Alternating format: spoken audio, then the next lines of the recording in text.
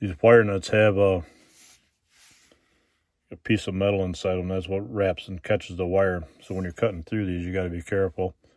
I usually go about halfway and then just kind of start cutting down in them. You don't have to be perfect, but you want them kind of cut even. You can always sand it up, sand it and kind of square it up, true it up later. Like I say, I'm only putting enough pressure to cut through the plastic. I'm not trying to cut into the metal that's inside. Keep turning it as you go around it. Make sure you cut all the way through the plastic and get down through it. I think I'm probably close.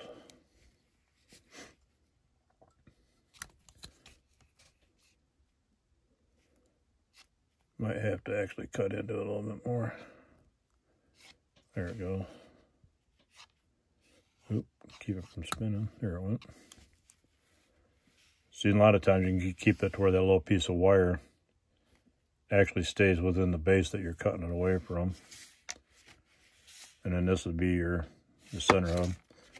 And it is a little long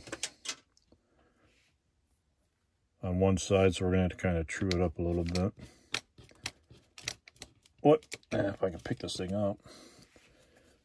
Use a straight edge or a flat edge like this. A lot of times I use this sanding pad, but a lot of times this has enough give to it and you won't get a true square file to it or cut to it. You just want to kind of square this edge up a little bit. Okay. Pull it back off camera just so I can do it off the camera. It's kind of hard to do it here in front of the camera. Hard to do it when I'm not working behind the camera, let alone in front of a camera. Then this, like I say, is just going to be the hub. That's a little crooked yet too, but needs to have a little bit more taken off. Hold on, we're just going to do it this way. Hopefully you can still kind of see what I'm doing. Here you want to be careful too so you don't slice your fingers off. Taking out the camera in the process. Sorry about that. We might have enough off there now. They don't have to be exact. You want them kind of close. You don't want to have that center hub looking like it's all kitty-wampus inside the downside of the wheel. That looks a little bit better. And then when the wheel goes together, this flange will actually drop down over top of that, and then that'll be, like I said, that'll be your hub then. And then that'll be down inside your hoop. The lug nut detail I usually put on last, because a lot of times you don't know how close this is going to be to the center, or off the side of your wheel on the inside. Sometimes your lug nuts may be right on the edge of it. Pretty close to it. You can even play around with a different washer, something that has a wider flat to it with a little smaller bore down inside, but still has that same diameter on the outside to come close to these wheels. That will give you a little bit more of a flange to work with as far as lug nuts go. But all you're going to do here, I get the super glue out. I don't know how you guys do it, but I sometimes just take a little piece of notepad, put a little dab of super glue down, and I just kind of dip into that as I work on something. I use my X-Acto, kind of get a little on there and then tap it to what I'm working on. Kind of what I'm going to do here is a little bit.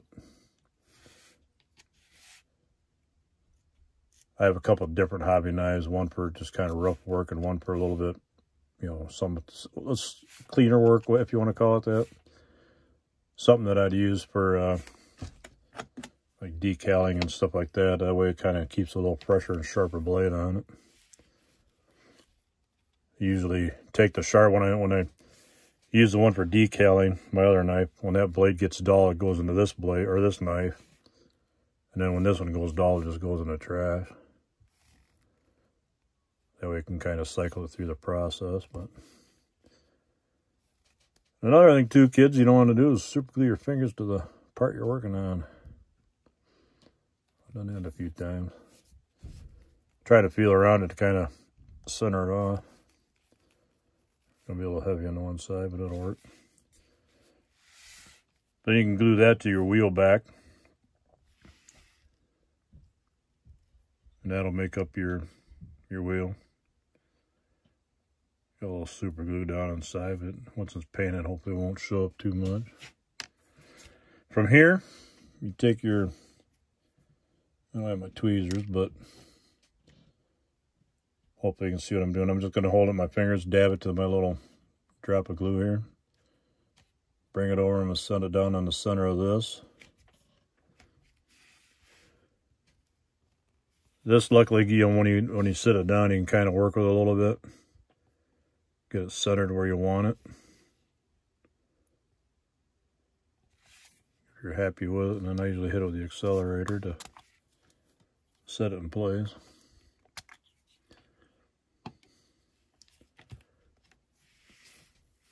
And then that'll be the flange, or our hub. And that'll come in from the back side of the wheel and create our wheel. And then, like I say, with the wheels, you can either kind of eyeball and make out your wheel pattern, or if you can, you know, get something like a template like this to where you can actually make your 5-star pattern, even a 6-star pattern for like a truck wheel would be. That'll give you your spacing for your wheel for placing out your lug nuts. Then all you're going to do is paint these whatever color you want to paint them. You can paint the wheel in whatever color you want it. Paint your hub silver, black, whatever color you want it. Once the two are painted and dry, then you can marriage the two together, bring them together. And then take a pair of tweezers, dab a little, you know, same thing here. You take a little pair, hold on one second. You can take a pair of tweezers, and that's the piece of plastic hex rod. That's this size rod here. Let me get that to focus in. It's 1.5 millimeter or 60 thousandths styrene hex rod. And then once it's cut, you know, that's about how thin I cut it. And that's the end of it. But then when you can take a pair of tweezers, dab this very carefully in the glue, set it down in place, and then set that around your down inside on your flange inside there. Now, if you want to get real creative, I also cut a lot of these ahead of time. That way, I've got them. And cut more than you need, because a lot of times if you're working with that stuff, sometimes they'll fling out your tweezers and end up who knows where. A lot like the other center hub did. Now, talk about speaking or thinking outside of the box. Sorry about that. I had to grab my tweezers right behind my board here. Speaking outside of the box, anybody's gotten any brand new car tires on their car or truck here as of late, go outside with a pair of tweezers and start plucking these little rubber nipples off your tires. I know everybody that owns a car has seen these before. They're the little nards or nipples, whatever you want to call them, that stick out off a brand new tire. What these work good for is once they're cut down, you can cut them a little shorter than this. These are a little long. You know, these are just off the tire. Cut them down about 2/3 the side, and that's your valve stem for your tires. You can glue them in deep, or you can glue them out, you know, midway or out to the edge, however you want them. Wherever you want them in your wheel. And that'll be your valve core stem for your tires. You can use that little detail on just about any wheel.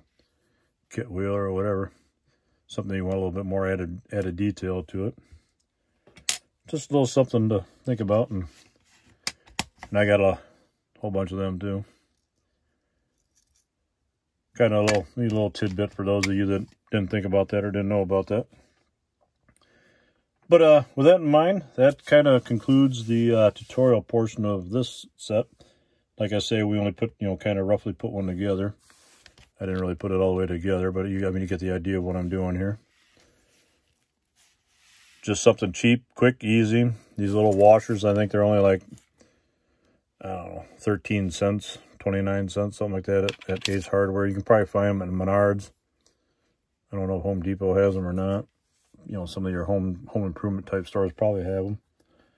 Or if you have a True Value or whatever hardware store you've got locally in your town, you might be able to come across them. Wire nuts, you can find these just about anywhere. Electrical department. I don't know what size these are as far as like whatever, but you can kind of hold them in my fingers here. You can kind of get an idea of sizing of them. That way you kind of get a rough idea of how big they are. But yeah, that's about it. But thanks for watching. Hope it's kind of dry where you are. Hope you're having good weather, and not the inclement weather that we've had here in the past couple of days. Have a good night. Stay dry, stay warm, stay cool, stay fun, stay safe, whatever you want to call it. Have a good one, everyone. We'll catch with you all later. Take care, and we'll see you on the corner. Bye-bye.